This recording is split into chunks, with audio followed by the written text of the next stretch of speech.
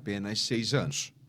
Bem, a nossa guarnição foi acionada pelo Copom, uma denúncia que estava acontecendo uma agressão a uma criança.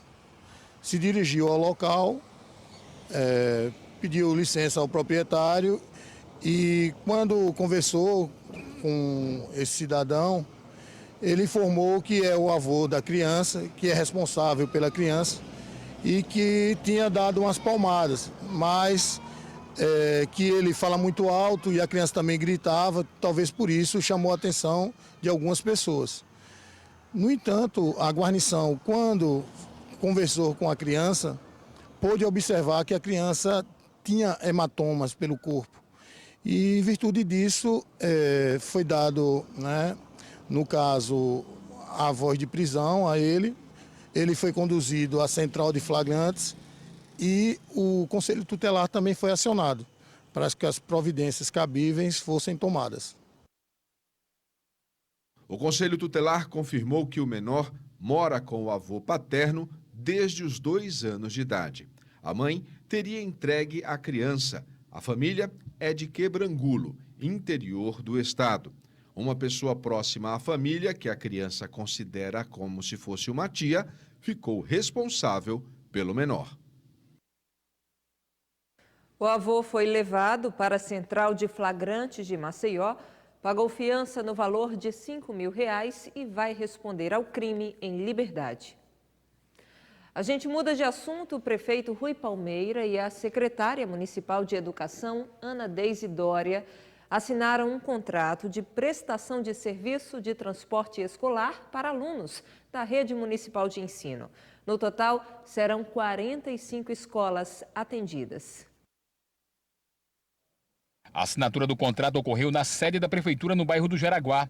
A empresa vencedora foi contratada para fornecer o serviço de transporte e monitor por 5 anos.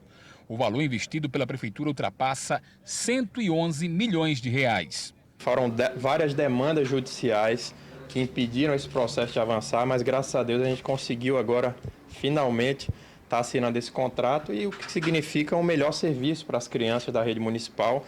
Vamos ter 70 ônibus novos. A seleção das escolas levou em consideração a sua localização e a distância em relação às moradias dos estudantes. Uma coisa que era muito esperada pelos pais, principalmente, é que além dos ônibus, dos motoristas, da manutenção, é que nós vamos ter uma nova personagem aí, que é o monitor. Né? Então, aquilo que a gente tanto tinha necessidade, tanto precisava, agora, legalmente, juridicamente, faz parte desse contrato, que é a figura do monitor, acompanhando, cuidando das crianças dentro dos ônibus. O Hospital Geral do Estado registrou em 2019 um aumento no número de acidentes de moto em Alagoas. Esse dado preocupa especialistas, já que acidentes envolvendo esse tipo de veículo costuma causar um estrago grande. Fernando pilotava motocicleta quando sofreu um acidente em dezembro na Avenida Durval de Góes Monteiro. O resultado foi uma fratura na perna direita. Ele relata que foi vítima de imprudência causada pelo motorista de um carro. Era para ele ter recuado para poder entrar na faixa e pegar o retorno, mas ele não fez isso. Ele simplesmente atravessou como um pedestre vai atravessar para o outro lado, simplesmente ele atravessou. E como o trânsito tinha muitos carros, eu não consegui ver na hora que ele estava fazendo esse movimento. Quando eu vi, já foi no corredor o bico do carro. Tanto que eu bati quase que entre o pneu e a porta do motorista. Eu bati e caí do outro lado já com a perna quebrada, o pé para trás. Com pinos acoplados ao osso, Fernando precisa suportar as dores causadas pelo pós-operatório. São diversos medicamentos usados por ele para aliviar o incômodo. Os médicos apenas colocaram os pinos, eles não alinharam o osso. O osso ainda está assim.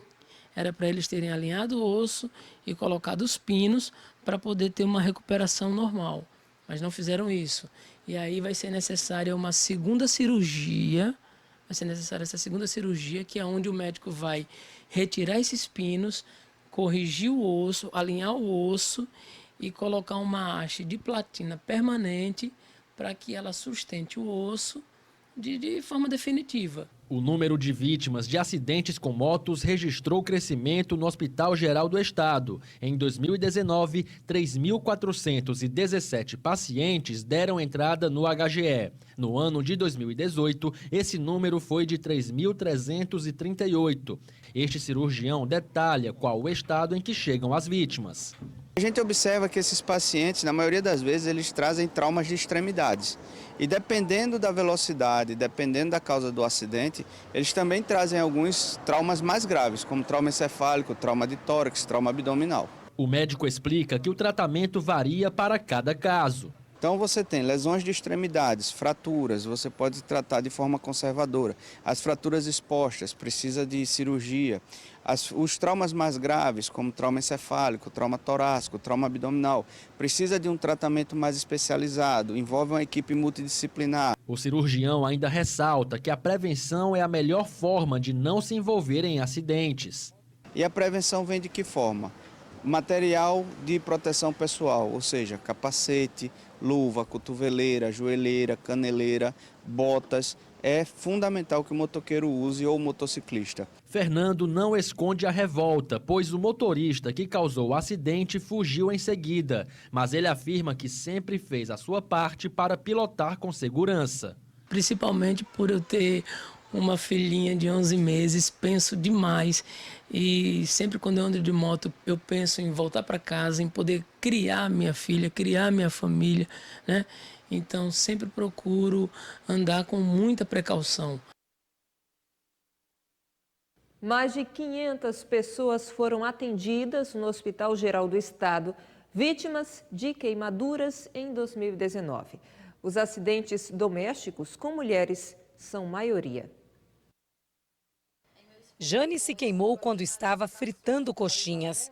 A dona de casa diz que de repente um salgadinho explodiu e todo o óleo espirrou em cima dela. Rosto, braço e mãos foram atingidos. Foi uma coisa horrível. E na hora eu corri, coloquei as mãos dentro da água, que foi o que me indicaram, que eu estava junto com uma colega minha que é técnica em enfermagem. E na hora ela correu, botou gelo, eu coloquei as mãos dentro, fiquei passando água no rosto.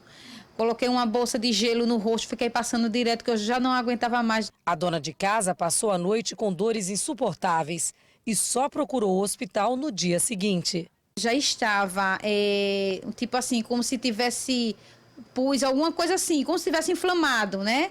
Aí eu tive que ir para o HGE, aí eu fui para o setor de queimados, fui muito bem atendida, graças a Deus, e tive que ficar durante uns 15 dias fazendo assim, raspagem, fazendo os curativos, tudo direitinho, e foi a minha sorte. Foram 6 meses de tratamento com uma dermatologista e, por sorte, não restou nenhuma cicatriz. O rosto foi só alguns pingos, aqui e lá pegou um pingo da queimadura. Agora as mãos, eu nem tenho mais, nem os cabelos aqui dos meus dedos, eles não nascem mais, entendeu? Por conta disso, mas graças a Deus eu não fiquei com nenhuma sequela, porque a minha queimadura foi um nível mais baixo. O Centro de Tratamento de Queimados do HGE atendeu no ano passado 550 pessoas vítimas de queimaduras. Os dados mostram que as mulheres são em maior número por causa dos acidentes domésticos. Segundo a assessoria de imprensa do hospital, em 2019 foram atendidas 285 mulheres e 267 homens. Este ano, 25 pessoas foram atendidas com queimaduras. 8 continuam internadas. Este cirurgião plástico orienta o que as vítimas devem fazer em caso de queimaduras. Primeiro, deve retirar as roupas que estão molhadas, seja com água quente ou se estejam com fogo, apagar o fogo, né? Mas geralmente esse fogo você tem que saber a origem, né? Se for derivados do petróleo, tem que jogar areia, a pessoa se debater no chão. Se for álcool derivado hidratado, né?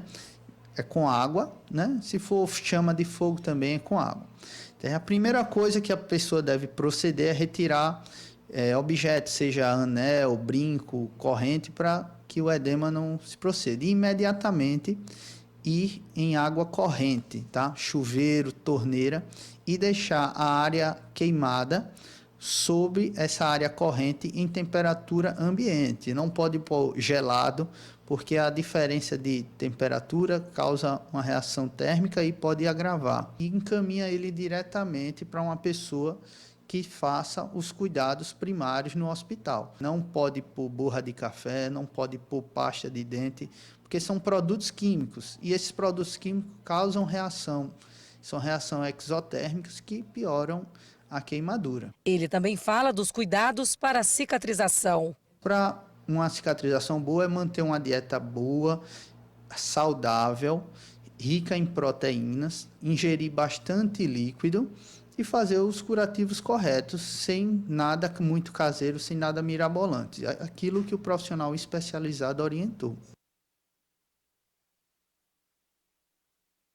A posse dos conselheiros tutelares eleitos na última eleição foi suspensa por 120 dias. A Justiça apura possíveis irregularidades ocorridas durante o pleito. A juíza Eliana Machado, da 28ª Vara da Capital, decidiu suspender por 120 dias a posse dos conselheiros tutelares, que estava marcada para esta sexta-feira. Havia a probabilidade de haver ilegalidades dentro do pleito e foi dada a decisão apenas para suspender por medida de cautela, para não haver prejuízos à comunidade, especialmente as crianças e adolescentes protegidas, e está apenas suspenso enquanto estiver sendo discutida o pleito durante o processo. Este vídeo, gravado no dia 6 de outubro do ano passado, confirma que a votação foi feita em cédulas, diferente de outras capitais do Nordeste, que usaram urnas eletrônicas. Veja que os fiscais lacraram as urnas com fita colante. A segurança das urnas aí. Vou colocar mais depois. Feita. Vou colocar. Aqui vai, não. O máximo, bota a fita inteira, moça. Fita tá segurando direito aí, não. Aqui a urna. Este advogado conta que houve inúmeras irregularidades. Uma delas foi eleger um dos conselheiros tutelares que tem passagem na polícia por roubo majorado e que o certame não permite. O mais incrível é que não é uma irregularidade, não são duas, nem três. São dezenas constatadas, tanto pelos cidadãos que denunciaram no dia, que não conseguiram votar, que seus nomes não estavam na lista. Isso é só o começo dessas dezenas, talvez uma centena de irregularidades. O desembargador Paulo Lima manteve aqui no Tribunal de Justiça de Alagoas a decisão em sua totalidade da juíza Eliana Machado, que acatou a denúncia do Ministério Público Estadual. A seguir, nós falamos sobre acidentes com animais peçonhentos. É já já.